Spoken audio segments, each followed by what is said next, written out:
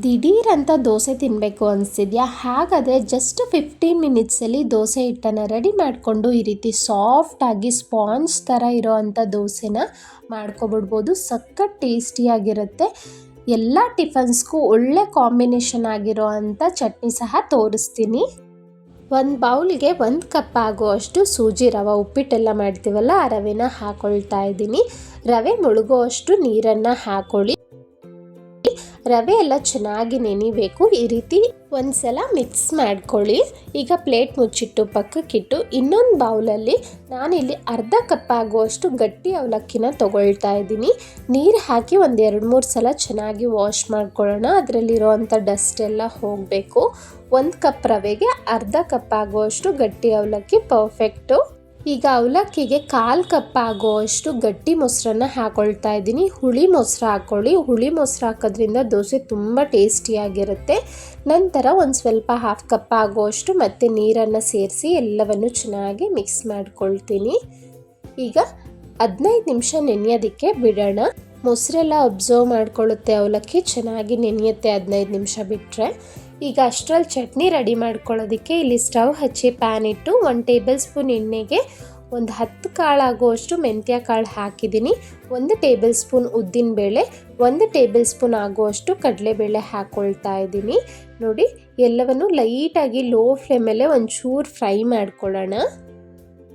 ಇದೆಲ್ಲ ಲೈಟಾಗಿ ಬಣ್ಣ ಚೇಂಜ್ ಆಗೋಕ್ಕೆ ಶುರು ಆಗಿದೆ. ಈಗ 1/4 ಟೀ ಸ್ಪೂನ್ ಆಗುವಷ್ಟು ಧನಿಯಾ ಕಾಳನ್ನು ಹಾಕ್ತಾ ಇದ್ದೀನಿ. ಒಂದು 6 ಎಸಳು ಬೆಳ್ಳುಳ್ಳಿ, 1 ಮೀಡಿಯಮ್ ಸೈಜ್ ಈರುಳ್ಳಿ ಹಾಕಿದ್ದೀನಿ. ಈರುಳ್ಳಿ ಎಲ್ಲ ಸಾಫ್ಟಾಗಿ ಆಗಬೇಕು. ಖಾರಕ್ಕೆ ತಕ್ಕಂತೆ 3 ಒಣಮೆಣಸಿನ್ಕಾಯಿನ ಹಾಕ್ಕೊಂಡಿದ್ದೀನಿ. ಇಲ್ಲಿ ಒಂದು ಸ್ವಲ್ಪ ಸ್ಪೈಸಿಯಾಗಿರಬೇಕು ಅಂದರೆ ಇನ್ನೊಂದು 2 ಎಕ್ಸ್ಟ್ರಾ ಹಾಕ್ಕೊಳ್ಳಿ. ನಂತರ ಇಲ್ಲಿ 1 ಮೀಡಿಯಮ್ ಸೈಜ್ ಟೊಮೆಟೊನ ಕಟ್ ಮಾಡಿ ಹಾಕ್ತಾ ಇದ್ದೀನಿ.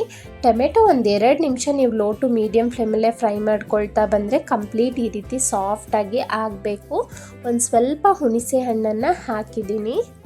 ಈ ಚಟ್ನಿ ತುಂಬ ಚೆನ್ನಾಗಿರುತ್ತೆ. ದೋಸೆ, ಇಡ್ಲಿ ಅಂತಲ್ಲ, ಎಲ್ಲ ಟಿಫನ್ಸ್ ಜೊತೆಗೂ ಒಂದೊಳ್ಳೆ ಕಾಂಬಿನೇಷನ್. ಒಂದ್ಸಲ ಟ್ರೈ ಮಾಡಿ ನೋಡಿ.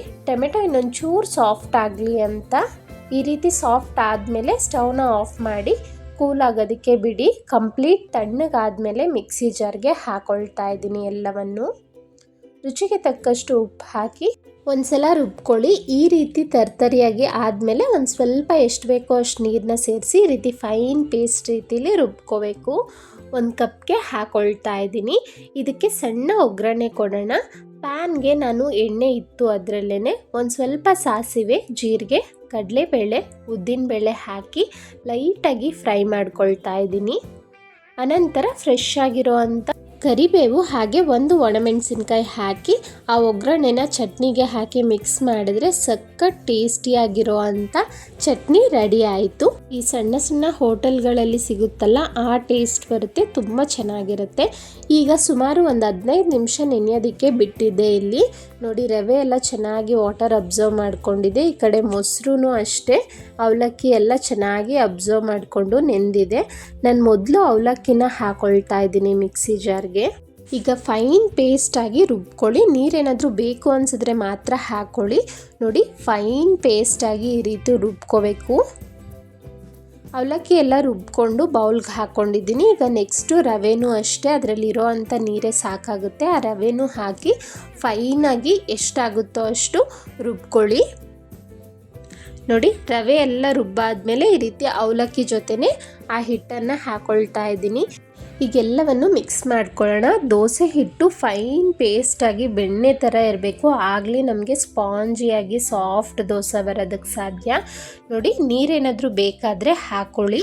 ಈಗ ರುಚಿಗೆ ತಕ್ಕಷ್ಟು ಉಪ್ಪು, 1/4 tea spoon baking soda, 1/4 tea spoon ಆಗುವಷ್ಟು ಬೇಕಿಂಗ್ ಪೌಡರ್ ಹಾಕಿದ್ದೀನಿ. ಇದಕ್ಕೆ ಆಲ್ಟರ್ನೇಟ್ ಆಗಿ ನೀವು ಏನೋ ಬೇಕಾದರೂ ಬಳಸ್ಬೋದು. ಸೋಡಾ, ಬೇಕಿಂಗ್ ಪೌಡರ್ ಎರಡೂ ಹಾಕದೆ ಜಸ್ಟ್ ಒಂದು 1/2 ಟೀ ಸ್ಪೂನ್ ಏನೋ ಹಾಕಿದ್ರು ದೋಸೆ ಚೆನ್ನಾಗಿ ಬರುತ್ತೆ. ಈಗ 1 ಟೀ ಸ್ಪೂನ್ ಆಗುವಷ್ಟು ಸಕ್ಕರೆ ಹಾಕ್ಕೊಂಡಿದ್ದೀನಿ. ಈಗೆಲ್ಲವನ್ನು ಮಿಕ್ಸ್ ಮಾಡ್ಕೊಳ್ಳೋಣ. ದೋಸೆ ಕನ್ಸಿಸ್ಟೆನ್ಸಿ ಈ ರೀತಿ ಇರಬೇಕು. ಹೆಂಚು ಚೆನ್ನಾಗಿ ಕಾದಿರಬೇಕು. ನಂತರ ಲೋ ಫ್ಲೇಮ್ ಇಟ್ಟು ಆ ರೀತಿ ನೀರು ಹಾಕೋದ್ರಿಂದ ಟೆಂಪ್ರೇಚರ್ ಕಂಟ್ರೋಲ್ ಆಗುತ್ತೆ. ಈಗ 1 ಸೌಟ್ ಆಗುವಷ್ಟು ದೋಸೆ ಹಿಟ್ಟು ಹಾಕಿ ಜಸ್ಟ್ ಈ ರೀತಿ ಸ್ಪ್ರೆಡ್ ಮಾಡ್ಕೊಳ್ತೀನಿ. ತುಂಬ ಅಗಲವಾಗಿ ಮಾಡೋಕ್ಕೆ ಹೋಗಬೇಡಿ. ಮೀಡಿಯಮ್ ಫ್ಲೇಮಲ್ಲೇ ಒಂದು ಸ್ವಲ್ಪ ಎಣ್ಣೆ ಹಾಕಿ ಒಂದು ಕಡೆ ಬೇಯಿಸಿ ಇನ್ನೊಂದು ಕಡೆ ಟರ್ನ್ ಮಾಡ್ತಾ ಇದ್ದೀನಿ ನೋಡಿ. ತುಂಬಾ ಸಾಫ್ಟಾಗಿರುತ್ತೆ, ಹತ್ತಿ ರೀತಿಲಿರುತ್ತೆ, ಹಾಗೆ ಟೇಸ್ಟು ಅಷ್ಟೇ ತುಂಬ ಚೆನ್ನಾಗಿ ಬರುತ್ತೆ. ಒಂದು ಸಲ ಟ್ರೈ ಮಾಡಿ. ಎರಡೂ ಕಡೆನೂ ಬೇಯಿಸ್ಕೊಳ್ತಾ ಇದ್ದೀನಿ. ನೀವು ಬೇಕಾದರೆ ಲಿಡ್ನ ಕ್ಲೋಸ್ ಮಾಡಿ ಒಂದೇ ಕಡೆ ಬೇಯಿಸ್ಕೊಳ್ಬೋದು. ನೋಡಿ, ಎರಡೂ ಕಡೆ ಈ ರೀತಿ ಬೇಯಿಸ್ಕೊಂಡಿದ್ದೀನಿ. ಎಷ್ಟು ಚೆನ್ನಾಗಿ ಗುಳ್ಳೆ ಗುಳ್ಳೆ ರೀತಿಯಲ್ಲಿ ಬಂದಿದೆ ನೋಡ್ಬೋದು. ಈ ದೋಸೆನ ನೀವು ಮೀಡಿಯಮ್ ಫ್ಲೇಮಲ್ಲೇ ಬೇಯಿಸ್ಕೋಬೇಕಾಗುತ್ತೆ. ಹೈ ಫ್ಲೇಮು ಅಥವಾ ಲೋ ಫ್ಲೇಮಲ್ಲಿ ಬೇಯಿಸಿದ್ರೆ ಆ ಟೆಕ್ಸ್ಚರ್ ಅನ್ನೋದು ಸರಿಯಾಗಿ ಬರೋದಿಲ್ಲ. ಪ್ರತಿ ದೋಸೆ ಹಾಕೋದಕ್ಕಿಂತ ಮುಂಚೆ ನೀವು ಚೆನ್ನಾಗಿ ಮಿಕ್ಸ್ ಮಾಡಿನೇ ಹಿಟ್ಟನ್ನು ತಗೊಂಡು ಹೆಂಚು ಮೇಲೆ ಹಾಕ್ಕೋಬೇಕು. ಸಣ್ಣ ರಿಕ್ವೆಸ್ಟ್, ಪ್ಲೀಸ್ ಯಾರೆಲ್ಲ ಸಬ್ಸ್ಕ್ರೈಬ್ ಆಗಿಲ್ಲ ಸವಿ ಕಿಚನ್ ಕನ್ನಡ ಚಾನಲ್ನ ಸಬ್ಸ್ಕ್ರೈಬ್ ಮಾಡಿ, ಹಾಗೆ ಬೆಲ್ ಐಕಾನ್ ಕ್ಲಿಕ್ ಮಾಡ್ಕೊಳ್ಳಿ. ಹಲವಾರು ರೀತಿಯ ದೋಸೆ ಆ್ಯಂಡ್ ಇಡ್ಲಿ ರೆಸಿಪೀಸ್ ನನ್ನ ಚಾನಲ್ನಲ್ಲಿ ಆಲ್ರೆಡಿ ಇದೆ. ಪ್ಲೀಸ್ ಇಂಟ್ರೆಸ್ಟ್ ಇರೋರು ಚೆಕ್ ಮಾಡಿ. Thank you so much for watching.